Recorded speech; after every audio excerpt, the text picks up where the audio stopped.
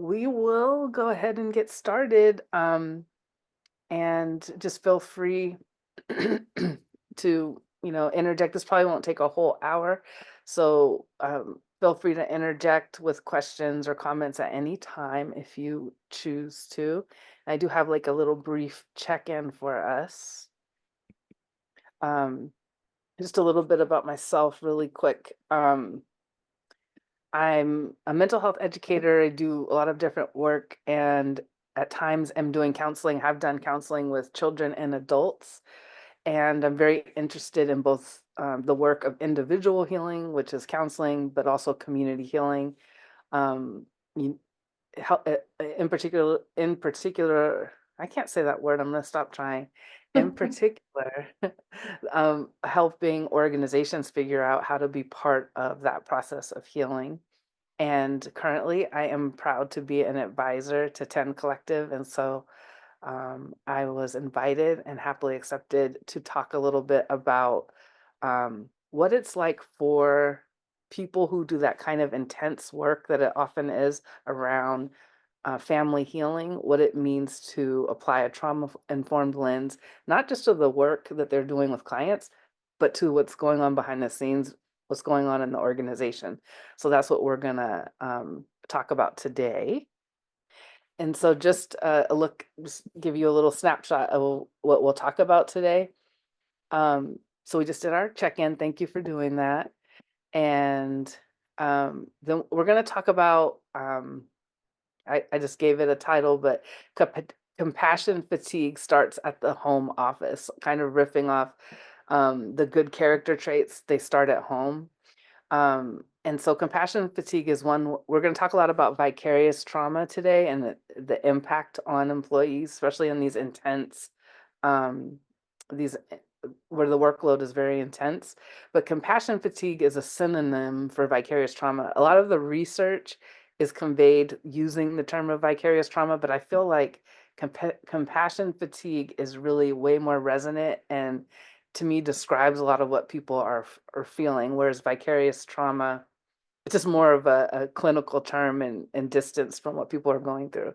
So I put that here, but I'm going to have to refer to vicarious trauma a lot just to share what kind of information is out there because it tends to be the term that's used.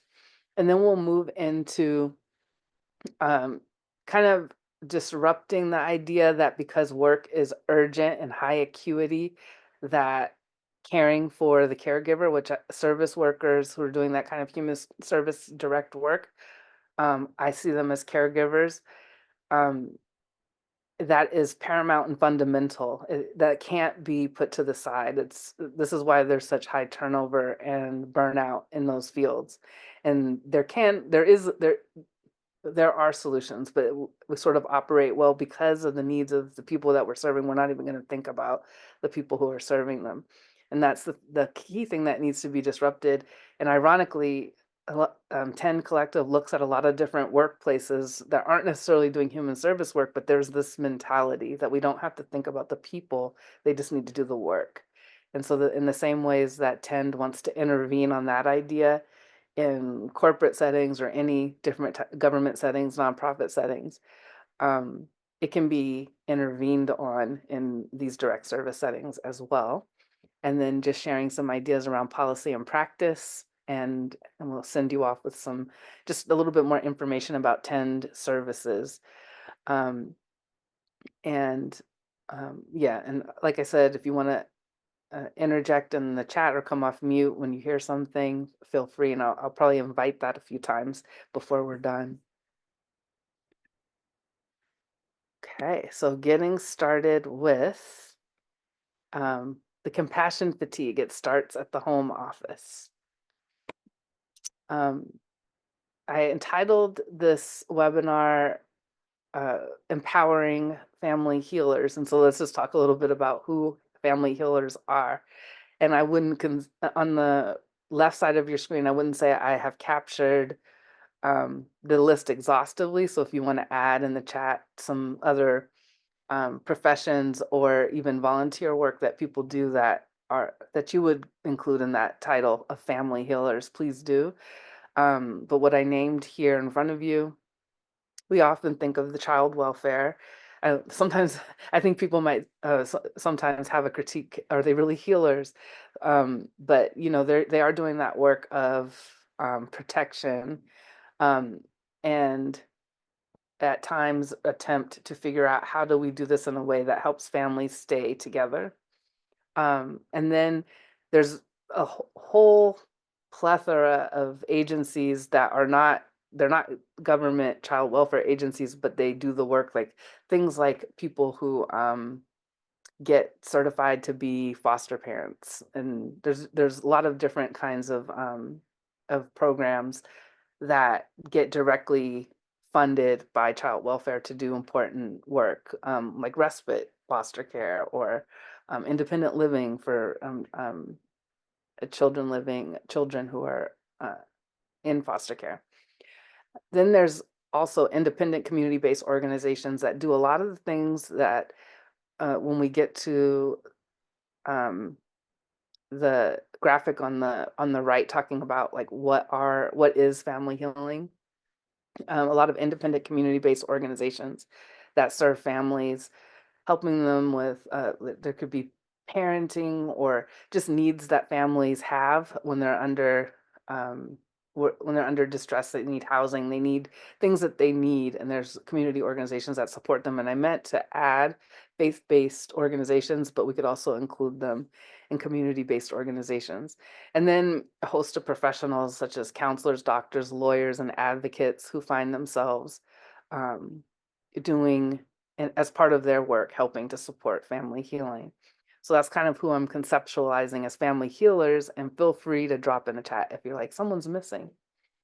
And then on the right, I just, when we think about who are family healers, what does it mean to heal families? And I feel that the Center for the Study of Social Policy and their Strengthening Families framework, where they do a lot of work kind of interrogating and then offering um, not so much alternatives, but trying to advance the work that we do around child welfare in a way that is the least disruptive to children and their families and actually helps them heal. So they have the Strengthening Families framework, and they include, and it's research based, and they include parental resilience, social connections, concrete support in times of need, which you could fit a lot of that child welfare work in that concrete support side of things, knowledge of parenting and child development, which is probably a lot of what the community-based organizations are providing,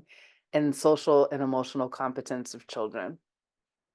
And so people who are involved in that kind of work, I'm considering family healers, often doing direct service or the administrative work where they're supervising or supporting direct service. There's um, families often are presenting with needs that need to be solved right away, which creates a sense of urgency in this work.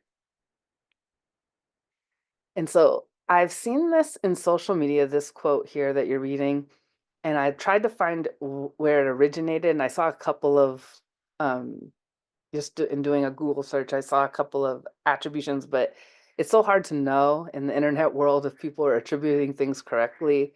There's even a couple of variations. So I'm just going with, I just think it's a really good sentiment. But if anyone happens to know the true and actual uh, author of this line, because it's a really great one. Let me do this so I can see it.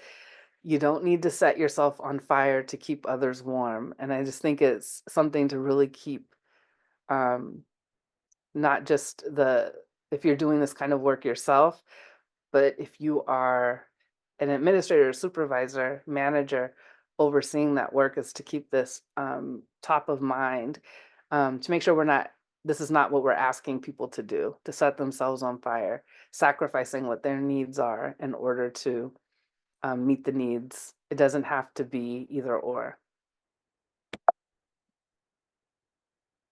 And so by setting ourselves on fire, I'm talking about just to reiterate what I just shared, in the process of serving highly vulnerable clients, and especially when it comes to children who can't advocate for themselves, there's a sense of urgency, but urgency doesn't have to mean sacrifice or self-sacrifice.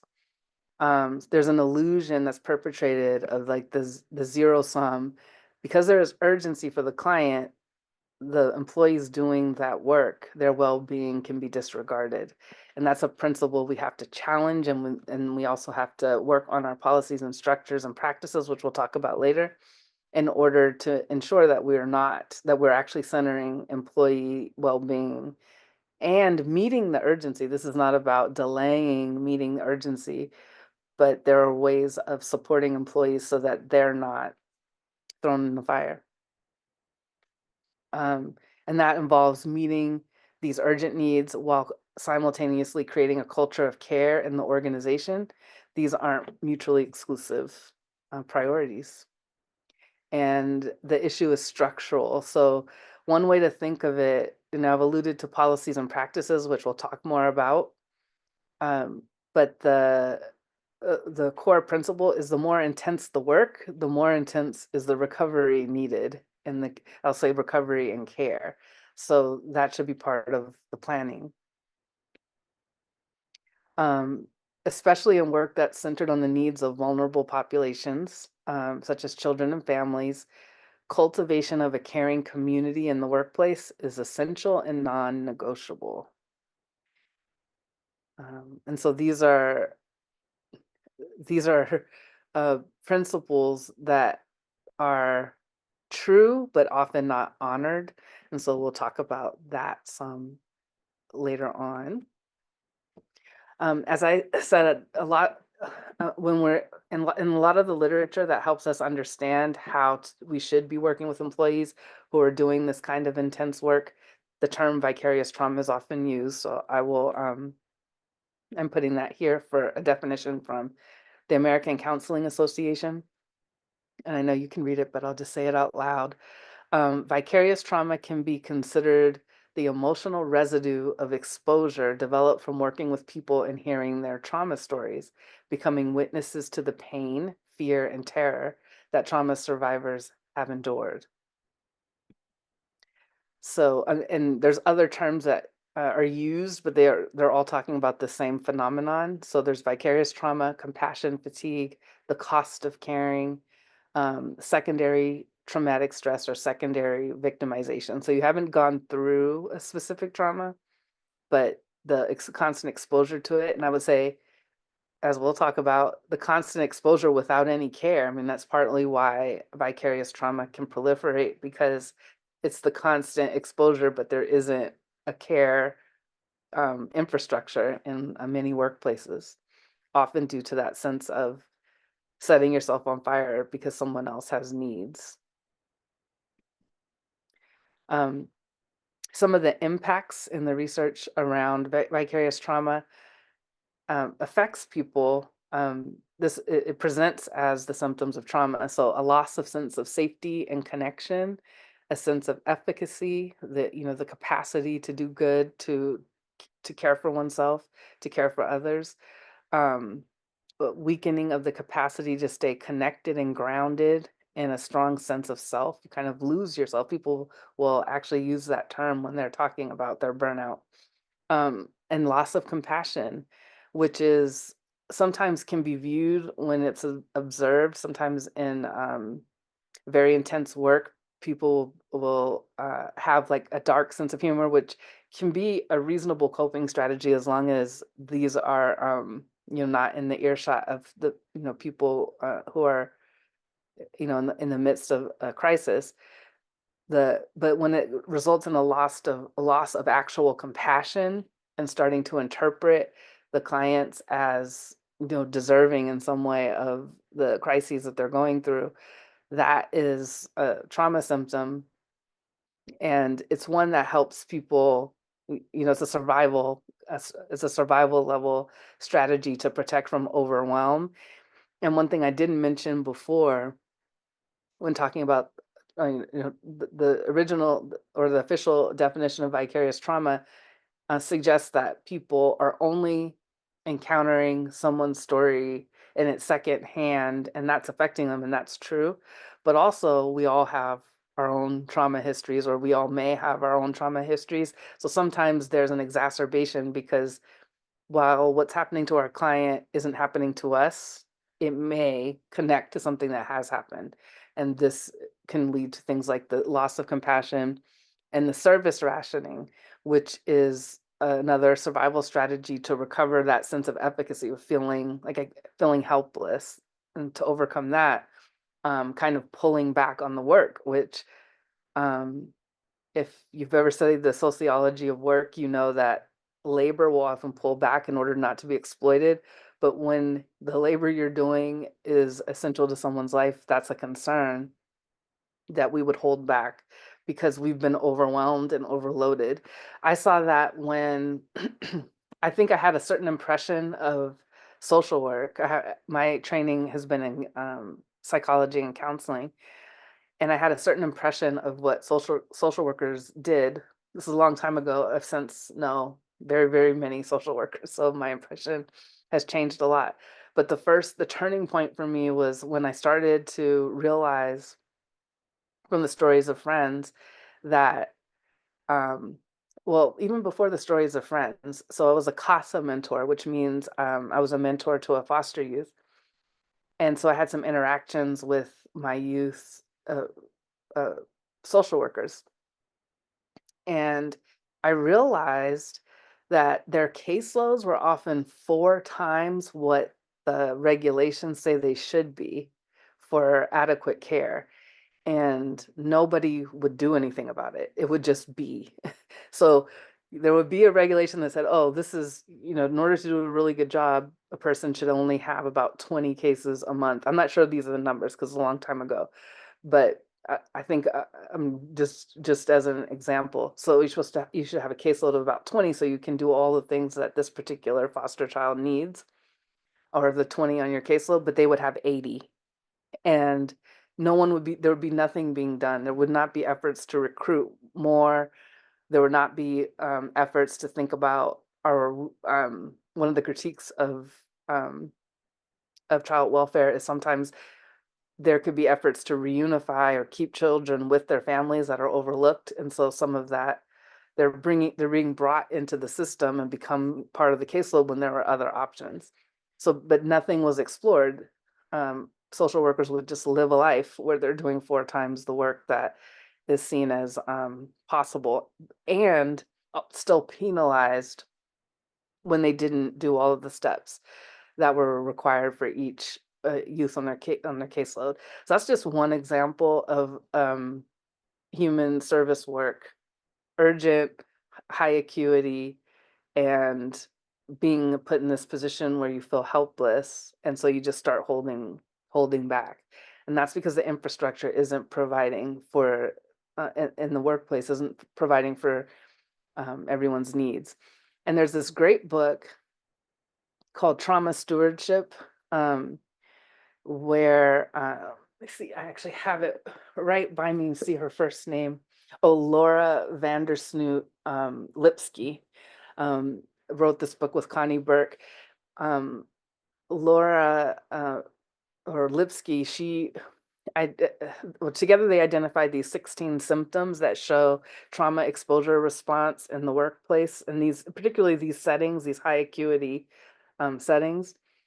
Um, and Lipsky shares her own experience doing work with women who are emerging out of domestic violence, really severe domestic violence situations. So her role was to get them into that kind of immediate shelter, but then help them move on to more permanent and stable, um, uh, like housing and getting jobs and everything that they needed, including the counseling that they were going to need for the experiences that they had been in. And often there would be children. So there was a lot of urgency. And I remember I read the book and she talks about this, but I remember seeing her speak, and she talked about how she just started to feel, I don't even have this on my list, but she just started to feel like she had to live for, she was setting herself on fire. She was the definition of it. And she just even when she would go on vacation or she would do something that was really important, important in her family life, she would feel like she had to be available to her clients. And um and this and she that she did get some warnings around being that over involved, but she just felt like she couldn't pull back, in part because she felt like no one else would be there for her clients. And she eventually had severe physical and mental health, kind of a physical and mental health collapse, and had to leave the work altogether. So that's I want to say that's one extreme example, but it might not be that extreme. Um, and again, coming from the perspective that 10 Collective has, we can create an infrastructure that doesn't, these things are not, these things are not inevitable. Um, they're not part of the infrastructure, so that we can take really steps that would predictably, uh, they would focus on the well-being of the employee, not just the clients. Um, and we do have an interesting federal resource in the Office for Victims of Crime called the Vicarious Trauma Toolkit that is meant to help organizations think these things through and begin to make that kind of infrastructural change. If you've been a fan of 10 Collective or a client and have been following, Allison did the 8 realms of employee wellness and kind of goes through each of those areas. I feel like the 8 realms of employee wellness kind of go into a deep dive. This Vicarious Trauma Toolkit is really on a much more, I think, a macro level. And I feel like if if you dig into this material, you still kind of find yourself with the question of, but how? But I think they do a really good job of especially for these sectors with the kind of the intensity of service, and that's what it's geared for. I'm thinking the you can see on the right the 5 areas that need to be addressed in order to start to build an infrastructure that can reduce the likelihood of vicarious trauma exposure. And interestingly, I didn't see a lot around how to um, reduce you might not be able to reduce the exposure in terms of the crises that are being that you're encountering, but the reduction of the exposure to taking it home, being left on your own to kind of process what you're experiencing until your resilience is fully depleted. Um, so I think this is sort of a beginning, and I'm glad that there's a federal resource that speaks to it, but I feel like there's a lot more that's needed in order to start to conceptualize how do you plan for each individual, for a given organization to take steps that would make a real difference for employees. So that's sort of like a statement of the problem, and that I'm gonna pause for a second just in case anyone has any questions or comments that they want to offer. And then we'll get into why we need to care for the caregiver. I think the problem hopefully suggests why, but we'll talk. I'll dig a little bit deeper into that. I And wanted to comment because I was just so struck by what you said, Donielle, about like the more trauma the people that you're serving experience, like the more care you need for those serving those people. And I mean, that's really moving, but it also makes me feel like really heartbroken for a lot of people serving community members because that's not the model of employee care that we have. It's not even close. And, for the folks on the call, there may be various levels of care available to you. I hope there is, and that's so wonderful. But I would say for like the majority of folks that I talk to who are thinking about working with us or start working with us, it's just like go, go, go, work, work, work. I mean, this thing about caring for each other and making sure that employees are truly cared for and slowing down and reducing caseloads, I don't see it happening very many places. And I don't know, it just breaks my heart. yeah, that I agree with you that that's a sad reality, like what I experienced with just as an observer with the child welfare social workers, no one would do anything. And I think the perception wasn't even that we need to do this. It still wasn't we need to do this for the employees. It was, well, we know that they can't do everything that is needed for the children with that many on their caseload. It still wasn't an attention to the employee. It's just like, oh, well, there's just literally not enough hours in the day. Even if they worked and didn't sleep, there wouldn't be enough time to do the 15 things each of these 80 kids needs this month.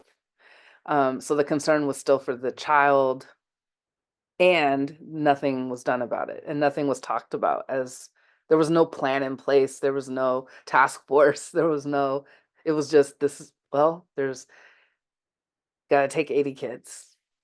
Um, so yeah, I wonder, thank you for sharing that, just kind of acknowledging that reality, Allison. And I wonder if anyone else just had anything percolating, anything you've been wanting to say or share. Oh, go ahead, Carlos. I was just thinking of the metaphor, right? The setting yourself on fire. That you, I'm thinking as the Buddhist monks who set themselves on fire is like requesting for some change, and they're willing to do it gladly in order to request that change, right? And here we have these caregivers, these counselors who are going through vicarious trauma, and almost like you said, that sense of urgency. I have to do it. I have to do it. Mm-hmm. And we're kind of setting ourselves on fire, but the change is not happening. Like you're saying, the even though we're asking for that help, it just I know the systems try to change, but not much is done. At the end of the day, still that bottom line, and we're still setting ourselves on fire because we love what we do, and Mm-hmm. and it's within the nature, right? We set ourselves on fire joyfully because we know that the work is needed, and but then the at the end of the day, we're still having to deal with all that vicarious trauma and no Yeah, change. it's very mournful when you think about it. Carlos, what work do you do? And behavior health. Behavioral health. Okay, you're right in Yes, so there. we work Yeah. with the trauma, we work with intense, severe trauma, and we work hand in hand with our Department of Social Services, and I'm just thinking of that how a lot of our therapists, clinicians, they've come from the Department of Social Services. So they've been setting themselves on fire for 10 years. And then I see that urgency, and they come over here and they're like, oh my God, there's still more to be done. And yeah, we have to deal with the trauma and kind of get in there. And so it is hard. That was actually what brought me here. And I'm thinking, how could we help each other? Because it's to me the metaphor did more than I was expecting. Yeah. Thank you. Yeah. Thank you for sharing too about how it affects you in your own work, and that it's so true that a couple of things you said kind of really stood out to me too. How there's this joyful, like, I want to serve, I want to make this better for the people that I serve, and then and here you are in flames, and there's no response saying, oh, we've got to do something. And this is such a difficult challenge. And a lot of times when I think about the work that Tend is interested in overall, there's a lot of work out there where people aren't doing human services, but they're creating a lot of misery for the people who work for them, doing moving ideas, moving products, doing these other kinds of work. And sometimes I do think similarly too, that because a lot of times it seems like, you know organizations, like you said, the bottom line, want to just focus on work as though the people are just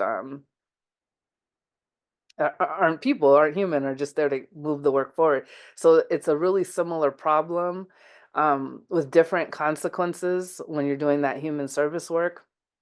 But it's the same problem of a choice that's being made at the policy level. And I know that in fact, it's something that can't change. An individual isn't going to change it. It has to be a collective effort.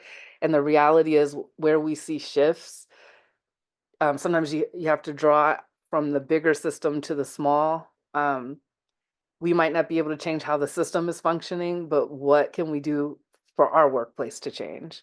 Because that again, that's something that tend is going to encounters with outside of the human service sector, because some corporations aren't going to want to shift how they do things, but that doesn't mean there aren't organizations that absolutely will get committed to the work, even departments. So where there's hope, that's where the hope is. It's the small making the commitment and saying, in our space, we take care of each other. Um, and that can be a battle, especially when you're dealing with government, and then that's when you need the kind of leaders that will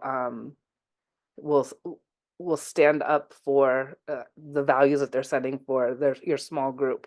And how we change the whole system, that I don't know. But I do know that there can be oases in these deserts of care. I Yeah, think we make small change and we ripple out.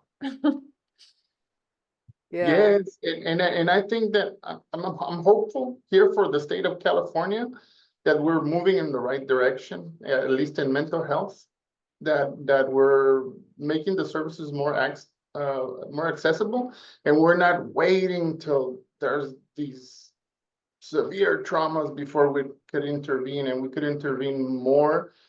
But still, I think that it's in the works, that the system also is contemplating that we have to uh, provide that self-care for the providers, the caregiver, the counselor, but still, it's a lot, and it Yeah. still takes a toll on everyone.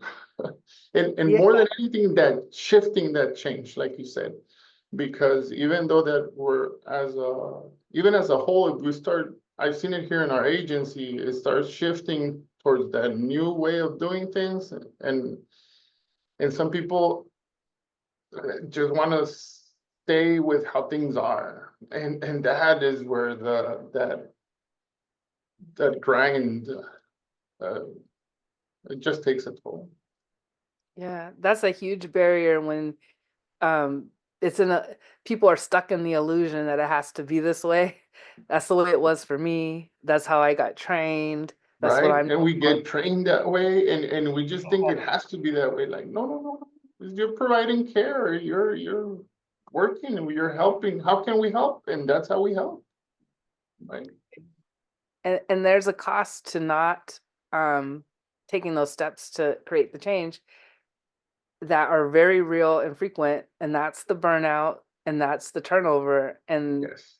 there's also as California has made that huge investment that made the headlines, the 4 billion, wanting to extend more care, particularly for 0 to 25, um, the children 0 to 25. So and that includes the services and programs that support them.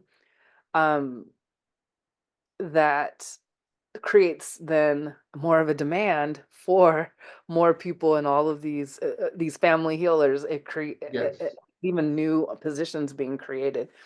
How are you going to recruit and retain if you don't figure this piece out? So, I mean, I think all of us will say you're not going to figure it out until you figure out how to make this a good working environment. Yes. But where is even the investment in the policy? So, in a little bit, I'll talk about I mean, something we've probably all heard, that our budgets reflect our values. And so, Yeah. So there's definitely constantly this macro micro. Yeah. Um, and And finding that middle ground, right? Where we could right, just grow as a community, because as you're saying, there's more funds, so there's more programs, more demand, but then we're still faced with the fact that the good healers are needed, and you want to retain those good healers. And how are we doing that? And our agency is kind of like, you have the newer version of our agency, the older version of our agency, and they're meeting in that middle ground to continue to move forward, I think. And I'm hopeful. I'm very hopeful for the county of Imperial. yeah, champions are so necessary. Like yeah, like when Allison mentioned the ripple, like at least we could be the ripple. Yes, definitely. Um, and this is right in line with what we've just been talking about. Sandra Bloom created something called the sanctuary model and tries to support organizations in making change, especially around trauma informed care, particularly in this domain that we're talking about, this sector. um, and her observation and why she wanted to create the sanctuary model, because she started out just wanting to change the way clinicians did their work, and then she was like, we can't get them to change. Actually, exactly what you just said, Carlos, or earlier. um, just now you kind of saw the hope and the different conversations happening, but in the past there's not this willingness. And so she created the sanctuary model because of this quote here: trying to implement trauma specific clinical practices without first implementing trauma informed organizational culture change is like throwing seeds on dry land. Nothing will grow. So, and then I think it's a powerful statement, and it shows her motivation for this other new aspect. It's not new anymore, but she was happy being a clinician. But then she realized she couldn't make the trauma informed changes without changing organizations. um, it also has the hint of what the change is. It's like, how do you create, um, I don't know my agricultural metaphors, but how do you create fertile soil, or how do you make something grow? And those are the things that have to be done to start moving the change forward. Right. Have the right conditions for that change, right? Right. So it starts, that's the ripple. Yeah. It starts with, we don't have to turn it into a completely different workplace tomorrow, but what are the things we'll stop doing? What are the things we'll add? And how do we keep that, the whole vision in our mind, and hold it so we can move toward it. And Correct. so in terms of healing vicarious trauma in the workplace, this Goalie Jansen does a lot of work in this research in this area, and just this is just a nice, clear quote around, when people perceive their organizations to be supportive, they experience lower levels of vicarious trauma. So I kind of telegraphed that earlier when I talked about this idea that, oh, people just have vicarious trauma or compassion fatigue because they're doing this kind of work. It's like they don't just have it, they're not supported. And that's why there's that react. And that's, all of this is analogous to what we understand about trauma in the individual. You can have a traumatic event if you're well supported. That's going to have a different long-term impact on you than, if you are well supported through that experience.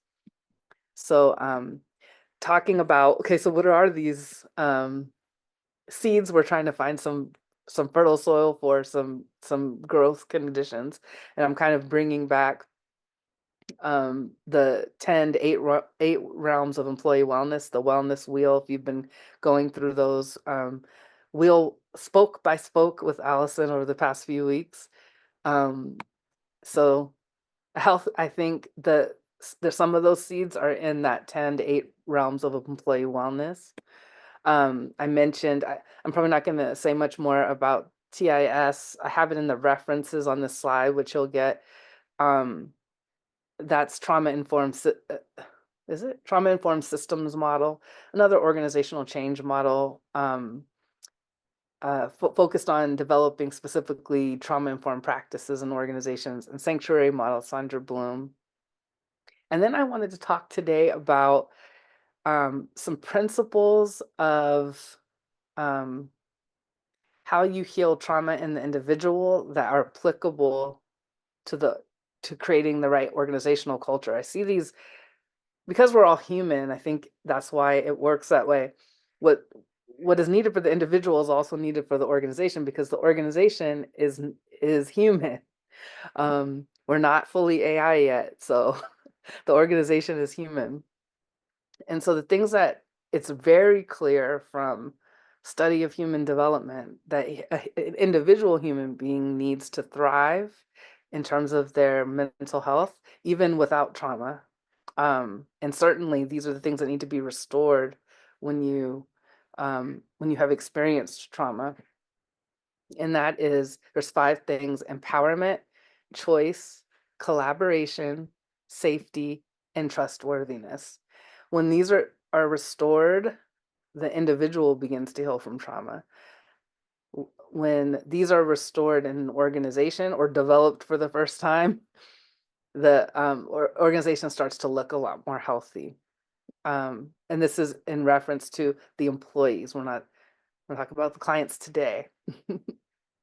um, and just want to make sure that we realize because of the society that we live in and the epoch we're in the middle of, I don't even know if I say that word right, but EPOCH, epoch that we're in, um, we don't treat everyone fairly, and so we have to pay special attention to ensure that's always going to be a part of creating a healthy organization. You have to pay special attention to what we call these days diversity, equity, and inclusion, but those are words. The reality is making sure we are creating safety for everyone, and empowerment and opportunity. So I'm not going to go into this much because I want to end us on time, but I did do a webinar that's still available if you go to the TEND website, Sociocultural Trauma in the Workplace, which helps us think about acknowledging the ways that people with different identities from culture, race, ethnicity, economic status, religion, sexuality, like multiple identities that can often be targets of discrimination. That webinar just kind of talks about how we deconstruct that and build something different. And so I just wanted to make sure we acknowledge that here. And trauma informed is not just for clients. So um, the the reference here, and I have it in the reference slide, Harris and Fowlett, they wrote a great book about using trauma theory to design human services systems. So to be trauma informed is to understand the role that violence and victimization play in our society and to use that understanding to design service systems and everyday practices that accommodate the vulnerabilities of trauma survivors. And that's in terms of practices for clients, but that's also in terms of employees who are being exposed at least to the vicarious trauma of the intense work that they do, as well as they're showing up as people with their own histories as well. Um, and so yeah, I make that point on the slide. I just did it out of my head just now, but I would add their caregivers, the trauma survivors, the people who take care of them in the family and community, and the services sectors. And accommodating trauma survivors and those at risk of vicarious traumatization requires interactions and environments that reduce the sense of threat. And we can think about what that means in a workplace, back at the home office, and increase the sense of support and emotional safety. These are our goals as they're stated most simply. So caring for the caregiver looks like empowerment, which is using individuals' strengths to empower them in the development of their work, their self-care plans, and their collective care plans. I don't, if I probably want to do a part 2 of this because I want to get into how, especially in a workplace, your care can't just be you going to take care of yourself. The structure around you has to be taking care of you. The people around you in your workplace have to be taking care of you, especially when you're doing work that does cause vicarious trauma because of the stories that you're hearing. You need to be able to process that. And so, as Allison pointed out, like reiterated my point about the more intense the work, the more intense the recovery has to be to balance that out. And a 80 caseload when it should be 20 isn't going to do that. And so this is how the kind of things we have to start taking the baby steps towards figuring out. And choice is always important for victims of traumatic stress because choice reduces anxiety that starts to build up as just a trauma response. And the more choice you have, the more, honestly, it gives you more of a sense of control, which can go in another direction. But choice is a good start. And so what that means in a workplace is integrating structure and necessary protocols with as much autonomy. I've heard Allison talk about this in workplaces in general. There's support in the decision making, and there's protocols that have to be followed. That's unavoidable. They're for the protection of the clients you're serving. But wherever there's choice, you want to give that choice to employees so they do not feel trapped. They do not feel that constraint that only intensifies their symptoms of traumatic stress. So choice needs to be a priority, and there's always choices. I want to add, Donielle, I think the biggest barrier against letting employees have autonomy is actually this fear of anyone making a mistake. And when you give employees autonomy, you're giving them the freedom to mess up. You're saying, like, here's the parameters, and I trust you. And you have to let employees sometimes make mistakes. I really see that as, I don't know if you agree with that in your work, but I see it as one of the biggest barriers.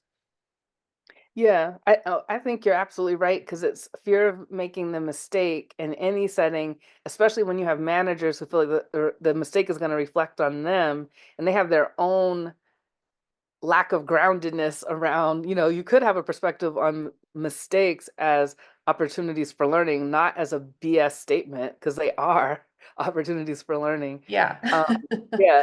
So, but you have people who, if they can't see that, they're definitely not going, they are going to project, they are going to constrain you for the fears that they have. And they're in the human service sector, again, everything is amped up with the urgency. I remember evaluating, there was a trauma informed practices training for Philadelphia social workers, like a lot of years ago. And I think this was 2006. And it was great training. Bruce Perry, before everybody knew who Bruce Perry was, actually came and spoke at that training.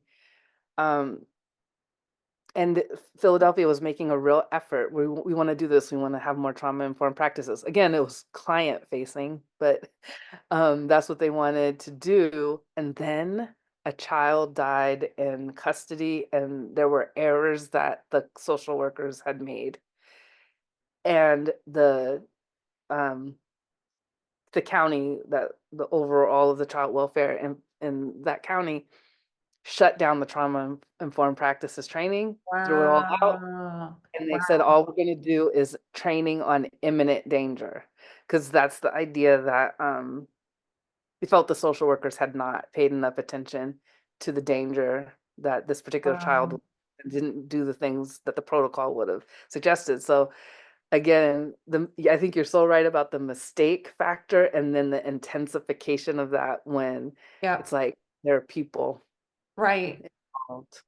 Right. And I think also our colleague Carrie Sip talks about this, how we don't have very good grief and bereavement care in the United States. And so the thing about caring for children and families is that inevitably, we will see harm happen that we can't prevent. I mean, and obviously we want to try and prevent it, but sometimes children will die, that is a fact. And it's a really unfortunate fact, but we don't have any processes in place to help support grieving. Like, we don't give bereavement leave at work, you Not know. not go away. A lot of places don't give it at all. And But we don't even acknowledge that, losing someone in your life is a significant event in a lot of ways, that maybe you need community support and care when that happens. I just don't see it, you know, and so in that context, I think it's then really easy to say, um, let's like stronghold these systems instead of, you know, being you know, softer and even more supportive. Yeah, that I think those are really important and powerful nuances. Like I almost want to go back and add them because yeah, there's a lot that's missing from the way we do things that affects this work in particular. Yeah. Um, I'm going to do a thing. I'm going to finish this slide and then we can chat a little bit.